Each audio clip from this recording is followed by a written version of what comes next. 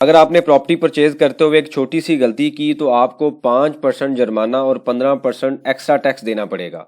वो किस कानून के मुताबिक और क्या छोटी सी गलती है, आज के छोटे से टॉपिक के अंदर हम इसको स्टडी करते हैं। आप देख रहे हैं प्रैक्टिकल लर्निंग, उसमें हूं फ़हीम महबूब। वापस आते हैं टॉपिक के ऊपर। तो प्रॉपर्टी के हवाले से हम 2-3 लेक्चर देख चुके हैं, क्योंकि जुलाई में आपको पता है कि कैपिटल गेन टैक्स का जो स्लैब रेट है वो ख़त्म कर दिया गया है। मतलब जून से पहले कोई अगर हम प्रॉपर्टी लेते थे तो 6 साल के बाद उसके ऊपर कोई टैक्स नहीं होता था। तो अब अगर आप जुलाई में प्रॉपर्टी परचेज कर रहे हैं, 1 साल में बेचें, 2 साल में बेचें, 3 साल में बेचें या 10 साल के बाद बेचें, तो आपको 15% टैक्स, कैपिटल गेन टैक्स देना पड़ेगा। कैपिटल गेन टैक्स क्या है, इसके ऊपर हम एक लेक्चर देख चुके हैं। ये वीडियो पड़ी हुई, आप इसको देख लें ताकि आपकी अंडरस्टैंडिंग क्लियर हो जाए। इसमें बड़ी डिटेल से मैंने एक्सप्लेन किया हुआ है। अब हम आते हैं कि आज का जो हमारा टॉपिक है उसके अंदर कौन सी छोटी सी एक गलती है जिसके ऊपर हमें जो है वो टैक्स फर्दर देना पड़ेगा।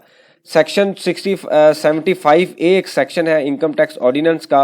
वो ये कहता है कि अगर आप कोई प्रॉपर्टी परचेज कर रहे हैं और उसकी वैल्यू 5 मिलियन से कम है, यानी कि 50 लाख से कम है, तो फिर तो आप कैश में पेमेंट कर सकते हैं। लेकिन अगर वो 5 मिलियन से ज़्यादा है तो आप कैश में उसकी पेमेंट नहीं कर सकते। आपने बैंक के थ्रू उसकी पेमेंट करनी है, पे ऑर्डर देना है, या कोई ऑनलाइन पेमेंट करनी है, या चेक इशू करना है।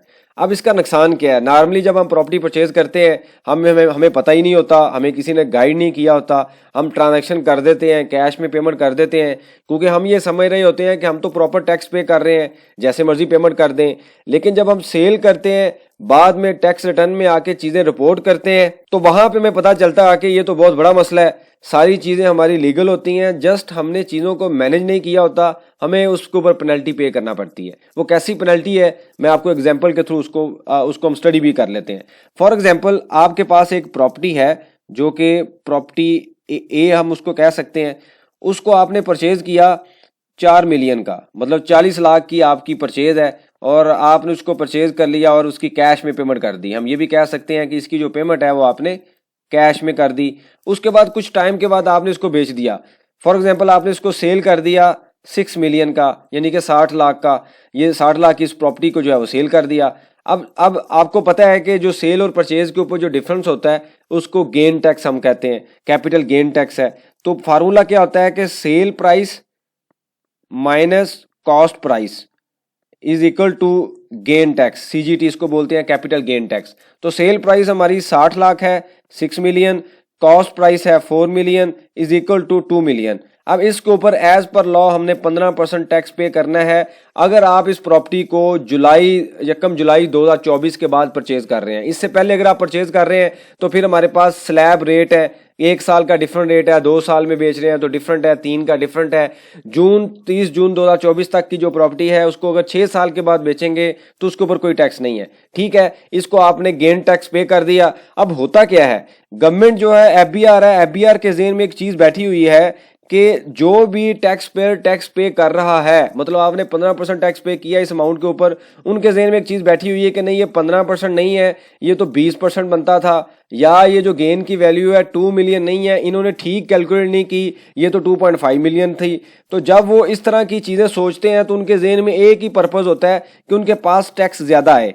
तो उस टैक्स को बढ़ाने के लिए क्या करते हैं कि डिफरेंट तरीके से आपको नोटिस भेज दिया जाता है। कुछ सिस्टम चेक करता है, कुछ आपको खुद चेक करके, टैक्स रिटर्न चेक करके आपको नोटिस कर दिया जाता है कि भाई आपने ये गेन टैक्स पे किया है, इसके लाके हमें डॉक्यूमेंट चेक करवाएं।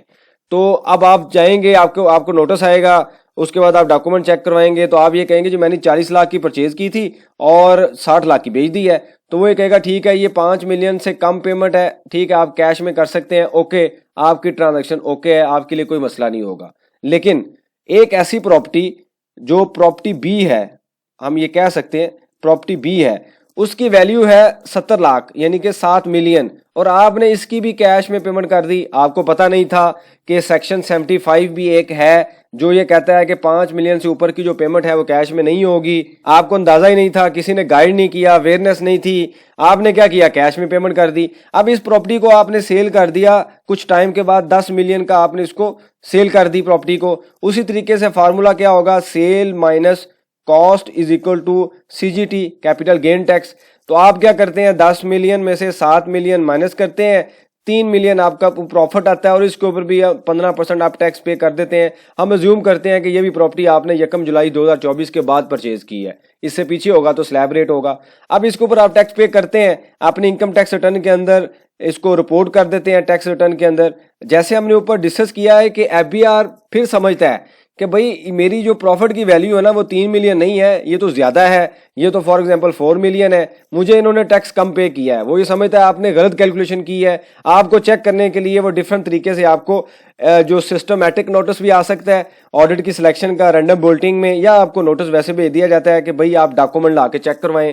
तो जब आप डॉक्यूमेंट लेके जाएंगे तो आपको वो कहेगा कि जी ये तो अमाउंट आप कैश में पे ही नहीं कर सकते थे, ये तो 5 मिलियन से ज्यादा प्रॉपर्टी थी, तो आपने जो पेमेंट करनी थी वो तो बैंक के थ्रू पे करनी थी, या तो आपने कोई चेक इशू करना था, या आपने कोई पे ऑर्डर देना था, या आपने ऑनलाइन ट्रांसफर करनी थी, ये तो आपने कैश में पेमेंट कर दी है।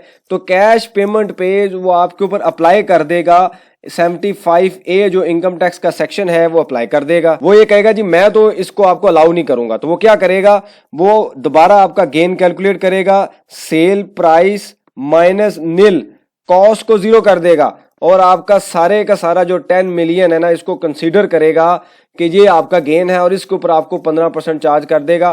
तो आप देखें तो कहां पे आप प्रॉफिट के ऊपर टैक्स दे रहे थे 3 मिलियन के ऊपर, और यहां पे आपको वो 10 मिलियन के ऊपर 15% चार्ज कर देगा। मतलब ये है कि अगर आपने कंप्लाइंस ना की तो ये 7 मिलियन जो कैश में आपने दिया हुआ है वो डिसअलाउ कर देगा, वो एग्री नहीं करेगा। वो कहेगा मैं मानता ही नहीं हूं इस ट्रांजैक्शन को कि आपने कैश में पेमेंट की है, मैं एग्री नहीं हूं इस चीज पे, मुझे क्या पता है आपने कितनी पेमेंट की है, आप मुझे ज्यादा दिखा रहे होंगे। तो जब आप 5 मिलियन से ऊपर पेमेंट करें तो याद रखें आपने बैंकिंग चैनल के थ्रू पे करना है ताकि आपको उसकी एडजस्टमेंट मिल सके, आपका प्रॉफिट कम हो और कम प्रॉफिट के ऊपर आप कम टैक्स देंगे। इसकी मैं दूसरी आपको एग्जांपल दे देता हूं। अच्छा, इसके साथ एक और चीज है प्लस, वो ये कहता है जी मेरे पास अथॉरिटी है कि मैं 5% तक आपको पेनल्टी भी चार्ज कर सकता हूं। मतलब ये है कि 10 मिलियन के ऊपर 15% तो मैं लूंगा, प्लस जो डीसी वैल्यू या जो ये वैल्यू है एफबीआर वैल्यू है, इन दोनों में से जो ज्यादा है, हायर है, उस वैल्यू को वो कंसीडर करेगा और उसके ऊपर आपको 5% तक टैक्स भी चार्ज, पेनल्टी भी चार्ज कर देगा। मतलब इनडायरेक्टली 15% तो आपने देना ही देना है। किस वैल्यू पे? टोटल वैल्यू पे, प्रॉफिट पे नहीं। जब आप कैश में पेमेंट करेंगे तो ये पेनल्टी आपके ऊपर है कि आपको कॉस्ट अलाउ नहीं होगी। 15% वो तो आपने देना ही देना है, प्लस 5% आप पेनल्टी भी देंगे और एक बड़ी अमाउंट, बड़ी परसेंटेज बन जाएगी। ये 20% प्रॉफिट की नहीं होगी, याद रखें, ये सेल प्राइस की होगी। यानी कि जो वैल्यू आप ले रहे होंगे तो ये अच्छा खासा टैक्स बन जाएगा। तो जो आप प्रॉफिट ले रहे हैं, कमा रहे हैं, वो तो आपका सारा का सारा पेनल्टी या टैक्स में निकल जाएगा। तो ये एक बड़ी कॉमन सी और बड़ी बेसिक सी अंडरस्टैंडिंग है, गलती है। मैंने अक्सर अपने जो मेरे पास क्लाइंट्स हैं उनके मैंने रिटर्न्स में देखे हैं, उन्होंने मिस्टेक की हुई है, बाद में उनके लिए प्रॉब्लम्स बन जाती हैं। तो आप अगर प्रॉपर्टी परचेज कर रहे हैं, मैं दोबारा यही बात दोबारा बार बार इसलिए हम इन सारी चीज़ों को प्रैक्टिकल सिनेरियो में डिस्कस करते हैं ताकि हमें पता हो कि फ्यूचर में हमने क्या करना है। जब आप कोई चीज़ परचेज कर रहे हैं तो उसको लाजमी स्टडी करें, उसको आके यूट्यूब पे, गूगल पे, ऑर्डिनेंस पे, अपने लिंक्स में, कॉन्टैक्ट में सबसे डिस्कस करें कि मैंने ये बड़ी ट्रांजेक्शन करनी है, मुझे बताएं इस टैक्स की इम्प्लीकेशन क्या है। क्योंकि पहले जैसा सिनेरियो नहीं है कि जी ठीक है ऑर्डर नहीं होगा, अब बड़ी सख्ती हो रही है, आस्ता आस्ता चीज़ें कनेक्टेड है, जहाँ पे आपका आईडी कार्ड यूज़ हो रहा होगा वो ट्रेस ही जा सकती हैं चीज़ें। तो आपने ये चीज़ें सही तरीके से मैनेज करनी है ताकि एट द एंड जाके हमारे लिए कोई प्रॉब्लम ना हो। ये बड़ी बेसिक सी अंडरस्टैंडिंग है जिसको आपने अपने बिल्ड इन रखना है। अब मैं इसकी एग्जांपल दे देता हूँ कि वो कॉस्ट अलाउ क्यों नहीं करता। वो क्यों कहता है कि मैं प्रॉफिट के ऊपर टैक्स लूंगा अगर आप 10-5 मिलियन से ऊपर पेमेंट करेंगे। तो हम नॉर्मली अगर कोई आप बिजनेस कर रहे हैं तो हम क्या करते हैं, हम सेल लिखते हैं, उसके बाद हम कॉस्ट ऑफ सेल लिखते हैं, जीपी आता है, फिर यहाँ पे होते हैं कुछ एक्सपेंसेस, फिर प्रॉफिट बिफोर टैक्स आता है और यहाँ पे हम टैक्स चार्ज करते हैं। अब ये जो टैक्स है ना प्रॉफिट, इसके ऊपर में से कुछ एक्सपेंसेस माइनस हुए होते हैं, यहाँ पे कॉस्ट में से भी माइनस होते हैं। तो कानून यहाँ पे ये कहता है कि जी अगर आप पेमेंट कर रहे हैं इस एक्सपेंसेस की, ठीक है मैं आपको अलाउ करता हूँ। ये बिजनेस का सिनेरियो दे रहा हूँ क्योंकि आपको समझाने के लिए कि कॉस्ट माइनस वो क्यों नहीं करता, वो बिजनेस में भी ऐसे ही करता है। वो ये कहता है कि जी आप एज ए विदहोल्डिंग एजेंट अगर सैलरी की पेमेंट कर रहे हैं अंडर सेक्शन 149 तो आपने सैलरी पे करते हुए जो टैक्स है वो डिडक्ट करना और एफबीआर को जमा करवाना है। अगर आप कोई रेंट की पेमेंट कर रहे हैं तो 1.5 मिलियन या इससे ज्यादा पेमेंट कर रहे हैं तो आपने टैक्स विदड्रॉ करना है और मुझे जमा करवाना है। इन केस अगर आप बिजनेस इंडिविजुअल है, कंपनी के केस में कोई लिमिट नहीं है। 153 यानी कि वेंडर्स को पेमेंट कर रहे हैं और अगर आप विदहोल्डिंग एजेंट है कि पिछले 3 सालों में आपकी सेल 100 मिलियन से ज्यादा है तो आप विदहोल्डिंग एजेंट है तो आपने टैक्स डिडक्ट करना है और मुझे जमा करवाना है।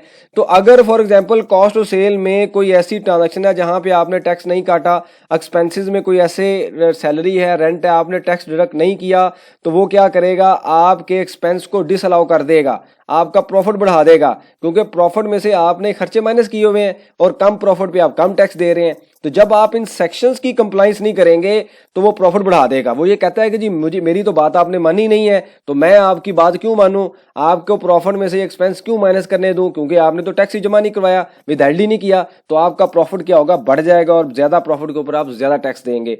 यही सिनेरियो उसने प्रॉपर्टी के केस में अप्लाई किया है। 75A सेक्शन के अंदर आपको कॉस्ट अलाउ नहीं की जाएगी, जब नहीं की जाएगी तो आप पूरी अमाउंट के ऊपर टैक्स देंगे जो कि एक बड़ी अमाउंट बन जाएगी। तो प्रॉपर्टी परचेज करते हुए 75A सेक्शन लाजमी पढ़ लें और इससे रेलिवेंट जो मैंने आपको बताया है ये लेक्चर ये भी देख लें। यहाँ पे मैंने DC rate, FBR rate, inherited property के ऊपर भी हम थोड़ी सी डिस्कशन कर चुके हैं, उनको भी स्टडी कर लें ताकि आपकी अंडरस्टैंडिंग क्लियर हो। मेरी कोशिश होती है कि एक लेक्चर में एक सेक्शन को हम पकड़ें और एंड तक उसको क्लियर करें ताकि हमें 2, 4, 5 लेक्चर ना देखने पड़े। अगर एक लेक्चर में हम ज्यादा चीजें हों तो मैं आपको बता देता हूं, जैसे मैंने अभी बताया कि आप फलाना लेक्चर देख लें, वो वाला लेक्चर देख लें, उसके अंदर मैंने आपको अपडेट किया हुआ है। तो प्रॉपर्टी के ऊपर 3 या 4 चीजें हैं, परचेज कैसे करना है, रिपोर्ट कैसे करना है और सेल कैसे करना है।